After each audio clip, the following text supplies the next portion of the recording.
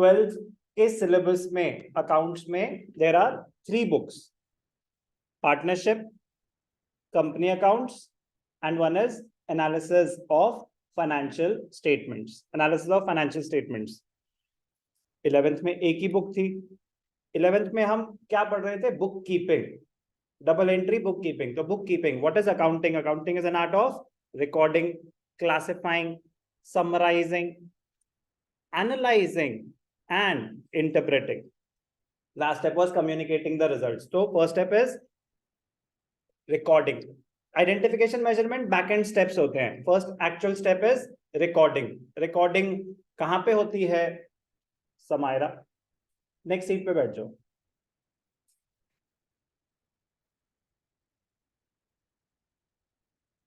Better. Recording कहाँ पे होती है? रिकॉर्डिंग कहाँ पे होती है? रिकॉर्डिंग कहाँ पे होती है? जर्नल। रिकॉर्डिंग होती है journal and subsidiary books. Recording होती है कहाँ पे? Journal and subsidiary books. Recording हो गई। रिकॉर्डिंग के बाद नेक्स्ट स्टेप क्लासिफिकेशन। क्लासिफिकेशन कहाँ पे होती है यार? लेजर। तो हमने स्कूल 11th में सीखा rules of debit and credit, फिर recording, journal, subsidiary books, subsidiary books में कैश बुक, अदर बुक्स, फिर उसके बाद लेजर। रिकॉर्डिंग सीख ली, क्लासिफिकेशन सीख ली, फिर उसके बाद नेक्स्ट स्टेप होता है समराइजिंग। समराइजिंग में फर्स्ट स्टेप क्या होता है Akshata? Preparation of trial balance. Preparation of trial balance, very good. Summarising में फर्स्ट स्टेप हो गया। फिर उसके बाद Ananya, no, financial statements. Financial statements में पहले बनती है income statement, which is divided into 2 parts, trading account and profit and loss account. Second one is the balance sheet. तो एक होती है इनकम स्टेटमेंट, एक होती है position statement. Income statement is to ascertain the profitability, position statement is to ascertain the financial position. तो sir हमने तो समराइजिंग भी कर ली 11th में, प्रिपरेशन ऑफ फाइनेंशियल स्टेटमेंट्स आपका फेवरेट चैप्टर। तो अब क्या बचा? समराइजिंग हो गई, उसके बाद होता है एनालिसिस एंड इंटरप्रिटेशन। हमने तो ये सीक्वेंस पढ़ी हो ना, तो अब एनालिसिस हम 12th में सीखेंगे। बट एक छोटा सा ट्विस्ट है, हमने फाइनेंशियल स्टेटमेंट्स तो बनाना सीखा, बट किसकी राघव?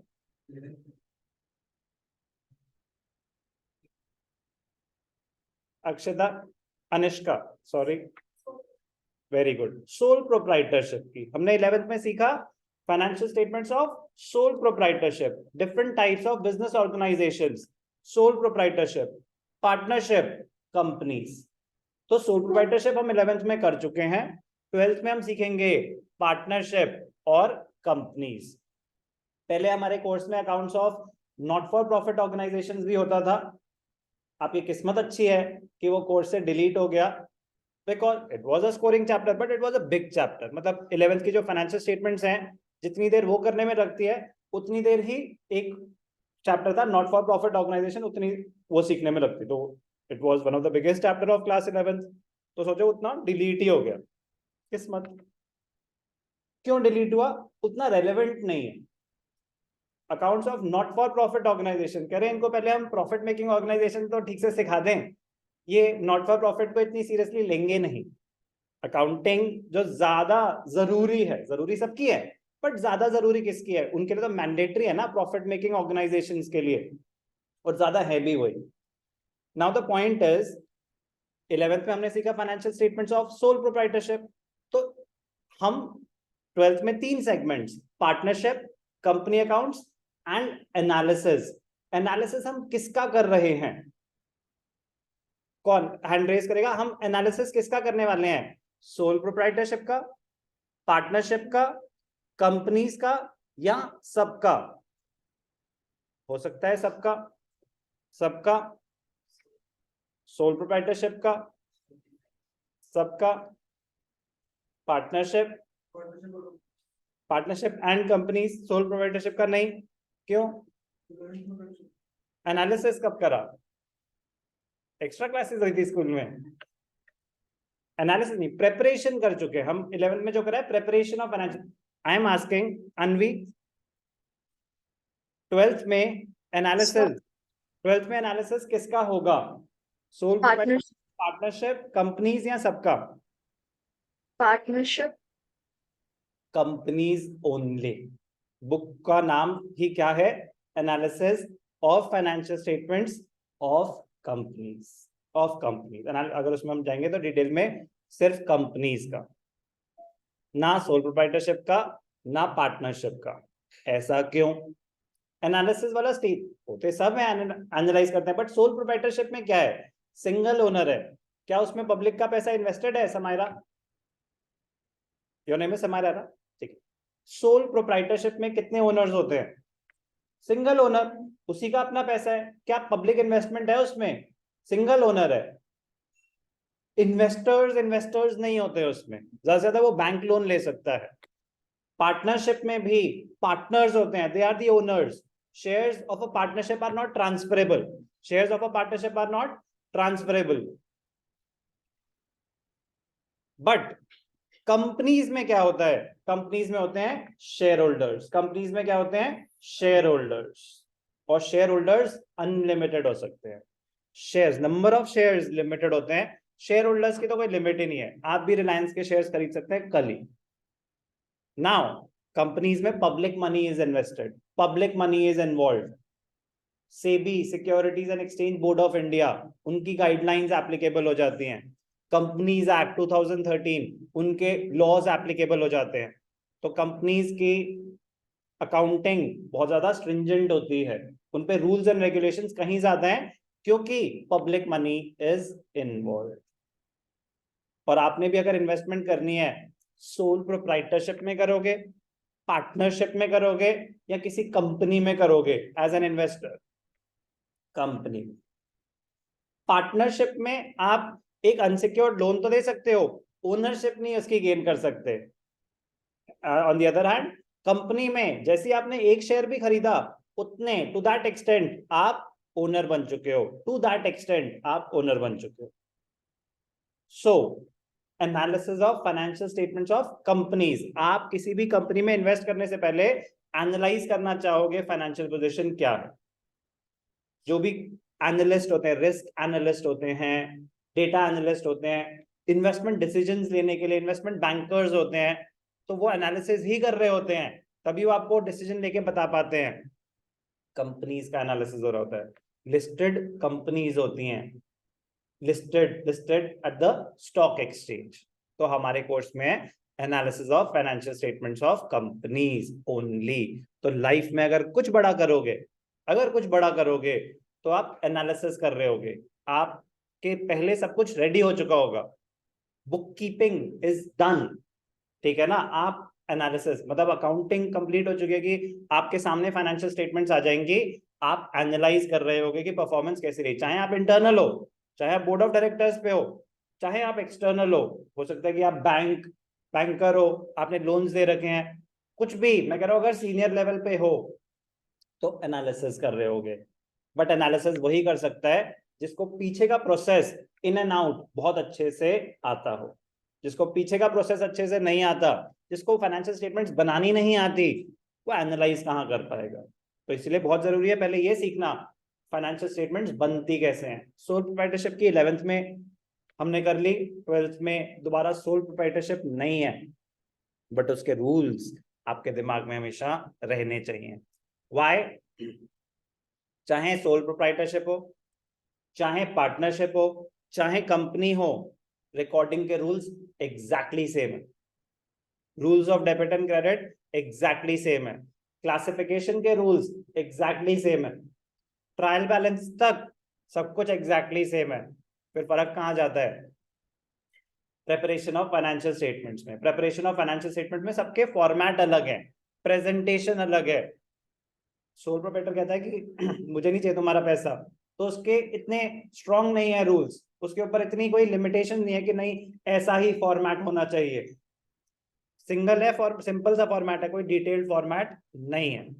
बट कंपनीज में बहुत ही डिटेल्ड फॉर्मेट है, एक पूरे चैप्टर है फाइनेंशियल स्टेटमेंट्स ऑफ कंपनीज का। उसमें आपको ये नहीं बताएंगे कि फाइनेंशियल स्टेटमेंट्स बननी कैसे हैं, उसमें सिर्फ और सिर्फ आपको फॉर्मेट बता रहे हैं, उसमें सिर्फ और सिर्फ आपको फॉर्मेट बता रहे हैं कि फाइनेंशियल स्टेटमेंट्स बैलेंस शीट का फॉर्मेट क्या है, 7-8 पेज का फॉर्मेट है बैलेंस शीट का, तो उसमें कंटेंट्स भी आइटम्स भी, तो आप ये मत सोचना कि सर फाइनेंशियल स्टेटमेंट्स तो मेरा सबसे स्ट्रांग था, तो 12th में फाइनेंशियल स्टेटमेंट्स मुझे कंपनीज की बनाने में आसानी होगी, 1% हेल्प होगी बस, 99% कंपनीज के केस में 99% नया होगा।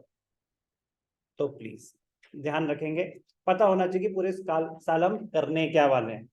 ये वन टाइम इन्वेस्टमेंट होगी, अंडरस्टैंड करना कि पूरा सिलेबस क्या है।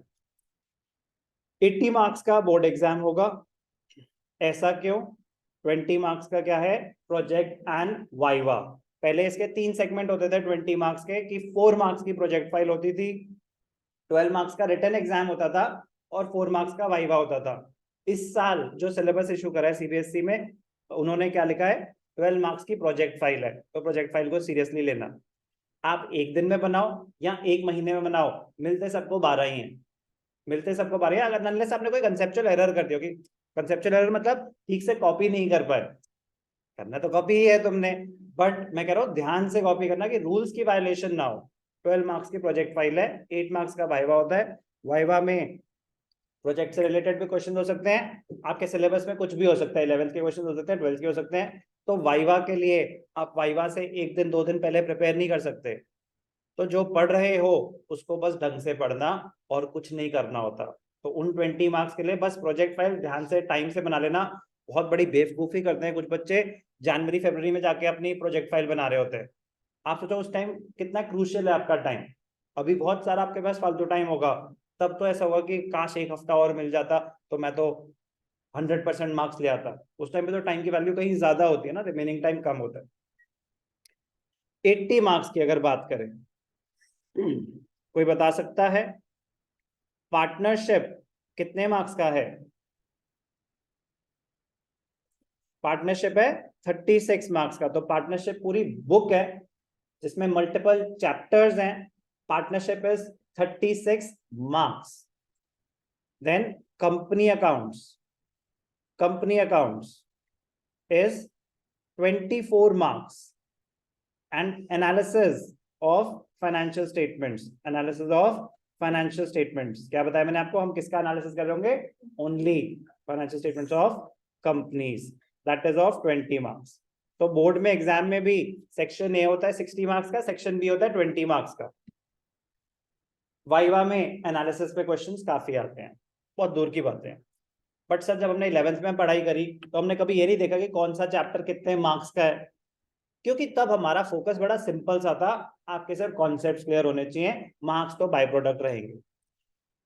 अभी भी ऑब्जेक्टिव वही है कि आपके कॉन्सेप्ट बहुत स्ट्रांग होने चाहिए, but at the same time please planned approach के साथ चलेंगे। उसी टाइम पता होना चाहिए कि पार्टनरशिप की इंपॉर्टेंस क्या है, कंपनी अकाउंट्स की इंपॉर्टेंस क्या है, कैसे क्वेश्चन आएंगे बोर्ड्स में, वो चीज साइमल्टेनियसली करनी है। 2 बार थोड़ी ना पढ़ाई करनी है कि पहले एक बार ही पढ़ लेते हैं फिर उसके बाद देखेंगे अच्छा क्वेश्चंस कैसे आते हैं। नो, वो चीज साइमल्टेनियसली ही करेंगे, अंडरस्टैंडिंग भी कंप्लीट थरली उसी टाइम, और टाइप्स ऑफ क्वेश्चंस आस्क्ड, चाहे वो केस बेस्ड क्वेश्चंस हो, चाहे वो असर्शन रीजनिंग हो, चाहे वो एमसीक्यूज हो, चाहे वो स्ट्रक्चर्ड क्वेश्चंस हो, सारे टाइप के क्वेश्चंस साथ के साथ टॉपिक वाइज हम कवर करेंगे। प्लीज बाद के लिए कुछ नहीं छोड़ना। कुछ होता ना थ्योरी हम बाद में कर लेंगे, बाद कुछ नहीं होता, थ्योरी आप साथ साथ करेंगे, आपके कॉन्सेप्ट स्ट्रांग होंगे, आपको प्रैक्टिकल सॉल्व करने में हेल्प होगा। आप 40% पेपर थ्योरी होगा तो हो सकता है 50 भी हो, बट 40 तो मिनिमम थ्योरी और थियोरेटिकल। थ्योरी का मतलब ये नहीं होता डिफाइन पार्टनरशिप, नो, थियोरेटिकल मतलब ऑब्जेक्टिव टाइप, वन लाइनर। तो वो साथ साथ ही करेंगे ताकि बड़े क्वेश्चंस में भी हेल्प हो और छोटे में भी हेल्प हो। पार्टनरशिप 36 मार्क्स, पार्टनरशिप और कंपनी। अब 11th में अकाउंटिंग सारी इंटर रिलेटेड थी। अगर आपको rules of debit and credit नहीं आता आप जर्नल नहीं कर सकते, जर्नल नहीं आता आप लेजर नहीं बना सकते, लेजर नहीं आता तो डेप्रिसिएशन अकाउंटिंग में दिक्कत होगी। सर लेजर आता था फिर भी डेप्रिसिएशन में दिक्कत हुई, तो वो आपने तब ढंग से नहीं पढ़ा। सब्सिडरी बुक्स, आपको कैश बुक में दिक्कत होगी अगर जर्नल के रूल्स क्लियर नहीं है। पॉइंट वो सब इंटरलेट, वो एक प्रोसेस का पार्ट थे, वो एक प्रोसेस का पार्ट थे। अब बिल्कुल डिटैच्ड चीजें हैं, बिल्कुल डिटैच्ड चीजें हैं कि अगर आपको पार्टनरशिप नहीं आता तो आप कंपनी अकाउंट्स नहीं कर सकते, ऐसा कुछ भी नहीं है। पार्टनरशिप का कंपनी अकाउंट से कोई लेना देना नहीं है। आपको सोल प्रोप्राइटरशिप की अकाउंटिंग बहुत अच्छे से आती है, सॉरी, उसका भी कोई लेना देना नहीं है। जहां उसकी कहानी खत्म हो जाती है ना कि नेट प्रॉफिट निकल गया, नेट प्रॉफिट कहां से आता है परिणीता? नेट प्रॉफिट कैलकुलेट करने के लिए हमें क्या प्रिपेयर करना होता है? Very good, profit and loss account. तो पार्टनरशिप कहते हैं अच्छा अकाउंट्स ऑफ पार्टनरशिप बनाने हैं, फिर से हम वो करेंगे जर्नल लेजर, कह रहे नहीं, नेट प्रॉफिट स्टार्टिंग पॉइंट है, कह रहे पहुंच गए नेट प्रॉफिट तक, चलो उसके आगे की कहानी करते हैं। तो आपसे trading account profit and loss account नहीं बनवाएंगे, वो नेट प्रॉफिट के आगे की बातें करेंगे, पार्टनर से रिलेटेड चीजें, आपको पीएनएल अप्रोप्रिएशन बनाएंगे। नाउ द पॉइंट इज कि 11th का 12th में क्या काम आएगा? 11th का 12th में काम आएगा basic accounting terms, always accounting principles, तो chapter 2 of TS Grewal 11, chapter 3 of TS Grewal 11, rules of debit and credit, journal ledger. ये चीजें अगर आपकी स्ट्रांग है, होनी भी चाहिए, अगर स्ट्रांग है तो बस, और कोई चीज नहीं। डेप्रिसिएशन यूज होगा थोड़ा सा, ठीक है ना, वो एक कैश फ्लो स्टेटमेंट एक चैप्टर आएगा, बेसिक रूल्स पे तो बेस्ड है डेप्रिसिएशन भी, डेप्रिसिएशन रूल यूज होगा, बट जब होगा तो कुछ बच्चे अगर उस टाइम पे नहीं भी कर पाए तो दोबारा करना पड़ेगा शॉर्ट में। But please basic accounting terms, accounting principles, rules of debit and credit, journal और लेजर, अगर आप ये स्ट्रॉन्ग रखोगे तो 25% ट्वेल्थ का काम कर चुके हो, 25% ट्वेल्थ का काम कर चुके हो। और जब भी अकाउंट्स करोगे तो आपको, आप 25% अपना काम करे बैठे हो, क्योंकि हर बारी वो रूल्स यूज होंगे, पार्टनरशिप पे भी होंगे, कंपनीज में भी यूज होंगे, रूल्स चेंज नहीं होंगे। तो अगर नहीं करा तो प्लीज एक टारगेट बना लिया कि रोज का हाफ एन आवर मुझे उस टॉपिक को देना है। धीरे धीरे 15-20 दिन में वो सारे खत्म हो जाएंगे, लेकिन फिर पूरे साल आप आराम से ढंग से पढ़ पाएंगे। पार्टनरशिप 30 मार्क्स, पार्टनरशिप और कंपनी अकाउंट्स का कोई लेना देना नहीं है, बट कंपनी अकाउंट्स और एनालिसिस का तो लेना देना है। क्यों? क्योंकि एनालिसिस ऑफ फाइनेंशियल स्टेटमेंट्स किसका हो रहा है? कंपनीज का। तो सर कंपनी अकाउंट्स में हम क्या सीखेंगे कि कंपनी के अकाउंट्स कैसे बनते हैं? नो, बिल्कुल भी नहीं ऐसा सीखेंगे। कंपनी अकाउंट्स में बड़ी ही स्पेसिफिक रिक्वायरमेंट है। What are the long term sources of finance? What are the long term sources of finance for a company? Ritika? Loans और डिबेंचर्स और shares. Loans, shares, debentures, retained earnings भी होता है, but वो थियोरेटिकल एस्पेक्ट हो गया आपका बिजनेस स्टडीज का। What we will focus on in class 12th is shares and debentures. Shares and debentures, तो कंपनी अकाउंट्स में हम क्या सीखेंगे? Issue of shares and issue of debentures, issue of shares and issue of debentures. तो company accounts में company के accounts बनाना नहीं सीखेंगे। जब कंपनी शेयर्स इशू करती है तो क्या अकाउंटिंग होती है, जब कंपनी डिबेंचर्स इशू करती है तो क्या अकाउंटिंग होती है, ये सीखेंगे। कंपनी के पूरे अकाउंट्स नहीं सीख रहे हम कंपनी अकाउंट्स में। एनालिसिस ऑफ फाइनेंशियल स्टेटमेंट्स में, एनालिसिस ऑफ फाइनेंशियल स्टेटमेंट्स में पहला चैप्टर ही क्या होगा? Financial statements of companies. वहां पे सीखेंगे हम फॉर्मेट क्या है कंपनीज का। फिर उसके बाद एनालिसिस के टूल्स हैं, टूल्स का नाम है comparative statement, common size statement, ratio analysis और कैश फ्लो स्टेटमेंट। ये टूल्स हैं, 4 टूल्स हैं, comparative, common size, ratio analysis और cash flow statement. Last year comparative and common size statements course से डिलीट हो गया था। Last year comparative and common size statement course से डिलीट हो गया था। बहुत ही आसान है, पूरी 12th का सबसे आसान टॉपिक है। जो सिलेबस इन्होंने इशू करा है, सीबीएसई ने जो इन्होंने सिलेबस इशू करा है, अगर आप ध्यान से देखें तो यहाँ पे टूल्स में क्या आ रहा है? Comparative statement, common size statement. तो लास्ट ईयर इसमें सिर्फ रेशियो एनालिसिस और कैश फ्लो स्टेटमेंट लिखा था, लास्ट ईयर कंपैरेटिव और कॉमन साइज नहीं था। सिलेबस इशू करा है सीबीएसई ने 31 मार्च 2023 को। बुक्स तब तक प्रिंट हो चुकी थी, बुक्स तब तक प्रिंट हो चुकी थी। तो बुक्स में कंपेरेटिव एंड कॉमन साइज है ही नहीं। तो अभी तक इस बात पे क्लैरिटी नहीं है कि comparative and common size reintroduce हुआ है कि नहीं हुआ है। बस नॉलेज से एक बता रहा हूं कि ऐसा एक चैप्टर है जो सीबीएसई के सिलेबस में मेंशन्ड है, बट बुक में से डिलीट हुआ है इस साल। बट बुक कब छपी, अगर आपके पास है तो वो तो मार्च के बिगनिंग में ही छप चुकी होगी। सीबीएसई ने सिलेबस कब इशू करा, 31 मार्च। तो देयर इज अ पॉसिबिलिटी कि आपको comparative and common size statements भी करना पड़े जो आपकी बुक में नहीं है। अगर ऐसा हुआ तो आपकी किस्मत अच्छी होगी, क्योंकि वो आसान, मतलब पूरी 12th का सबसे आसान चैप्टर वो है। तो काश वो रीइंट्रोड्यूस हो चुका हो। 4 मार्क्स का ही आता है, बट वो फ्री के 4 मार्क्स है, वो फ्री के 4 मार्क्स है। बस नाम है चैप्टर का, तो इसलिए बस आपको बता रहा हूं।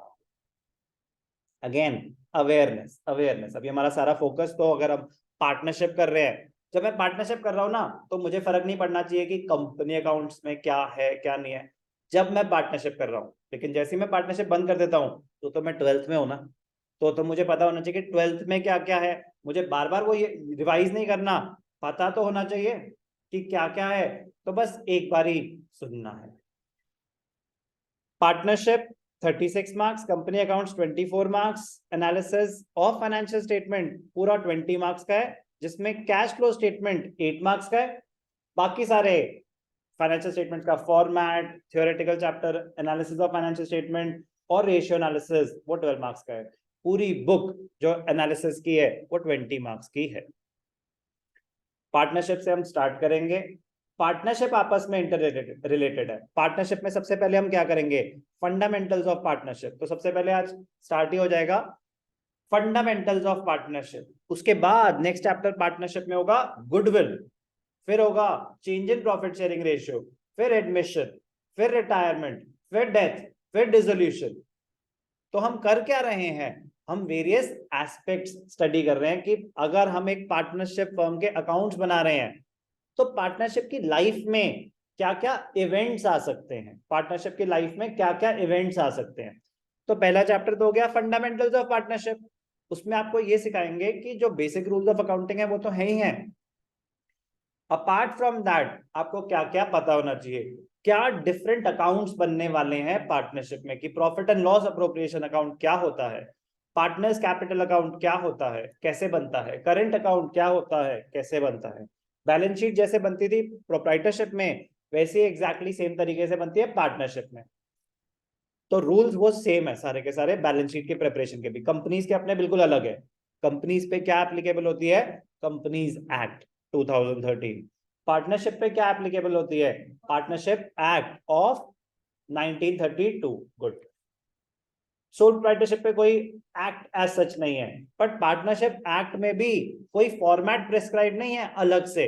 कंपनीज एक्ट में तो फॉर्मेट प्रिस्क्राइब्ड है कि बैलेंस शीट ऐसे बनेगी, इस ऑर्डर में बनेगी, नॉन करंट एसेट्स इस ऑर्डर में आएंगे, करंट एसेट्स इस ऑर्डर में आएंगे, एग्जैक्ट फॉर्मेट प्रिस्क्राइब्ड है। Why public money is invested. So can anyone tell why a fixed format has been prescribed by Companies Act and there is no option, but every company has to prepare their financial statements in that particular manner? कोई try करना चाहेगा? Very good, perfect answer, uniformity.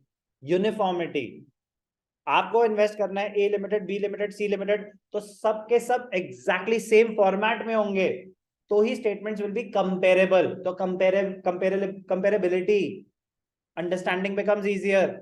Uniformity, तो सब same format पे बनाएंगे तो comparison possible होगा।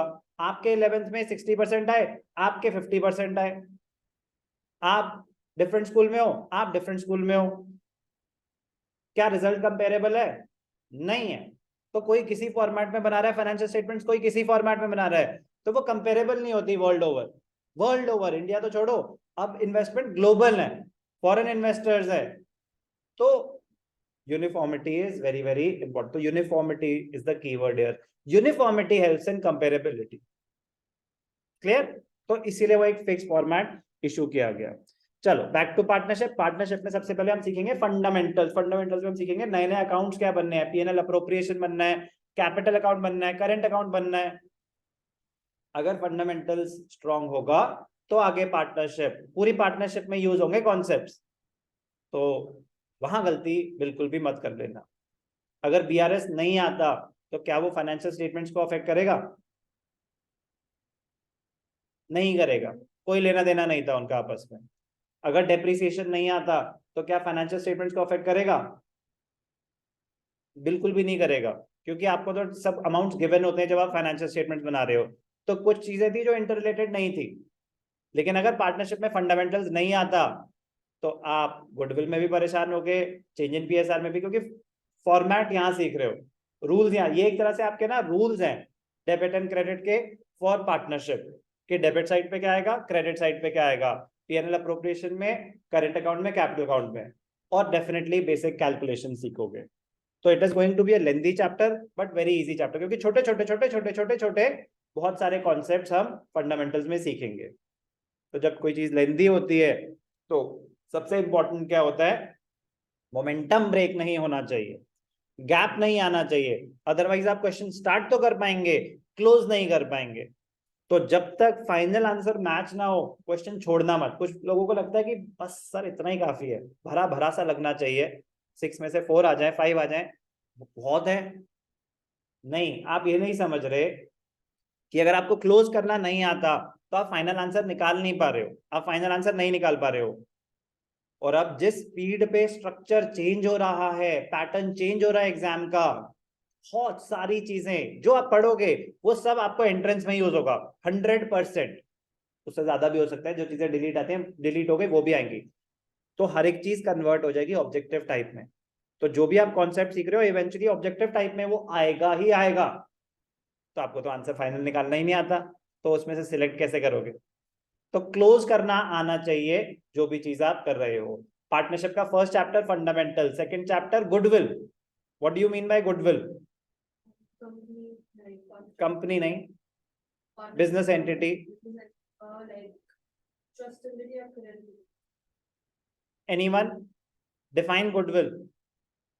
आप बोलो, आपकी आवाज नहीं सुनी आज। मे बी, आंसर के बाद मे भी मत लगा देना, टीचर भी कहेगी यू माइट पास। हाँ, बोलना चाहते हो कुछ? मैं पूछ रहा हूँ डिफाइन गुडविल, आप भी की। Anyone define goodwill? Ananya? Okay, general meaning is reputation of the firm in the market, reputation of the business entity in the market. That is the general definition. Accounts में goodwill is the advantage. Goodwill is the advantage which a firm gets over its competitors because of its reputation in the market. Goodwill is the advantage which a firm gets because of its reputation in the market. तो हम goodwill study क्यों कर रहे हैं? अब मैं sole proprietorship कर रहा था, अपना बिजनेस चला रहा था, अक्षता ने बोला सर मैं भी आपका पार्टनरशिप में आना चाहती हूँ आपके साथ। मैंने कहा ठीक है, चलो हार्ड वर्किंग बच्चा है, एक आध सब्जेक्ट ये पढ़ा लेगी, कर लेगी, ठीक है। बट मैंने कहा 1 मिनट, मैं इतने सालों से चला रहा हूँ, फर्म का नाम मैंने बना लिया, अब आप एक एग्जिस्टिंग बिजनेस में आ रहे हो, अब आपको अगर 10% शेयर भी चाहिए तो एक तो होता है कि वैल्यू ऑफ द बिजनेस, कि आपके नेटवर्थ क्या है, कैपिटल, एसेट्स माइनस लाइबिलिटीज।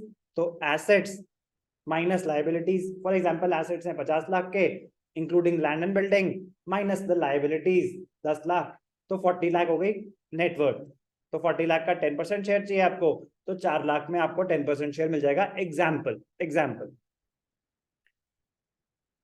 इतनी डायरेक्ट होगी कैलकुलेशन?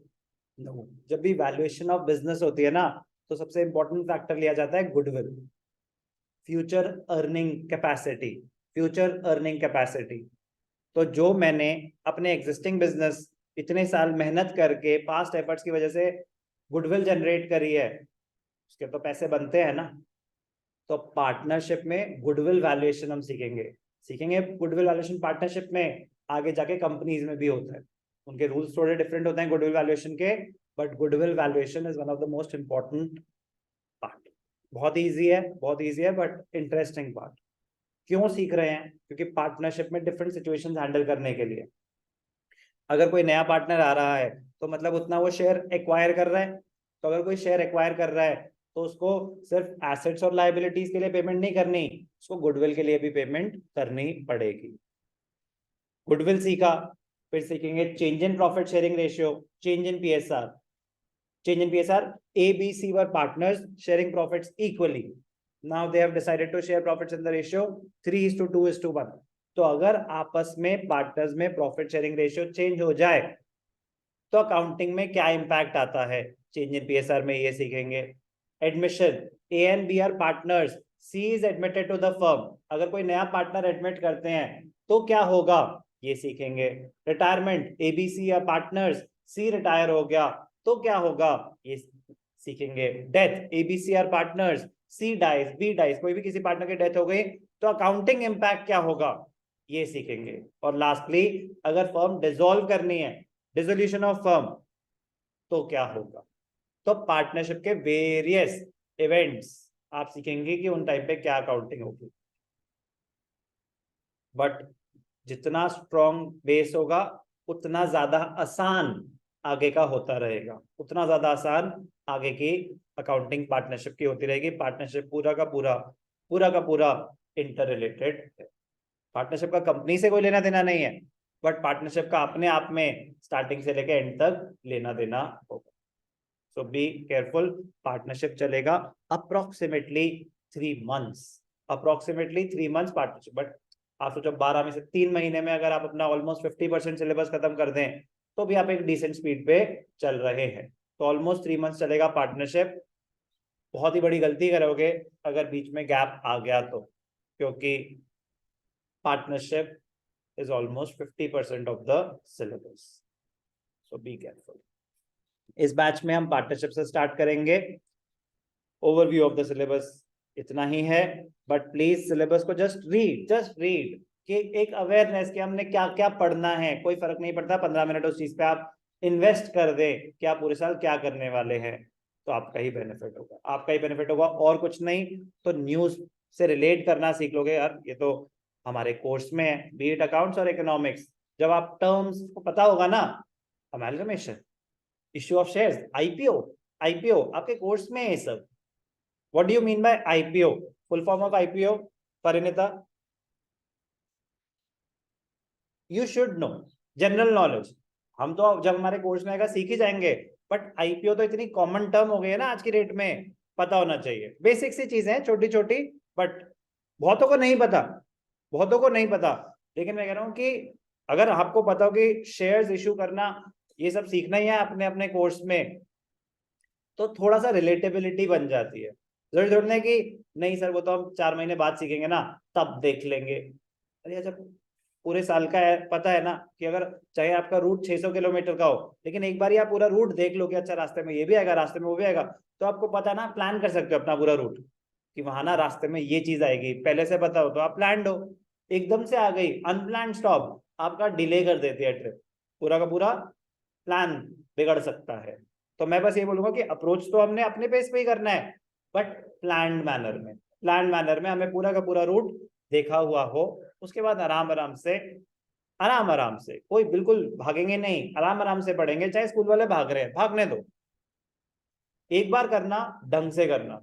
स्कूल वाले रॉकेट की स्पीड पे चलेंगे, वो उनकी अपनी लिमिटेशन है, बट मैं कह रहा हूं कि उनको कैचअप करने की कोशिश में कॉन्सेप्ट पे कॉम्प्रोमाइज मत करना। आप एक्स्ट्रा क्लासेस ले लेना मेरे से कि सर मुझे ये भी करना है, मुझे वो भी करना है, मोस्ट वेलकम। क्लास एक पेस पे चलेगी, क्लास एक पेस पे चलेगी, ताकि जब आप फंडामेंटल्स कर रहे हो तो जब फंडामेंटल्स खत्म हो तो आपको वो इतने अच्छे से आता हो कि सर फंडामेंटल्स का बोर्ड एग्जाम ले लो। बात समझ आ रही है कि वो टॉपिक आप अपने दिमाग से डिलीट करें कि ये मेरा टॉपिक हो गया।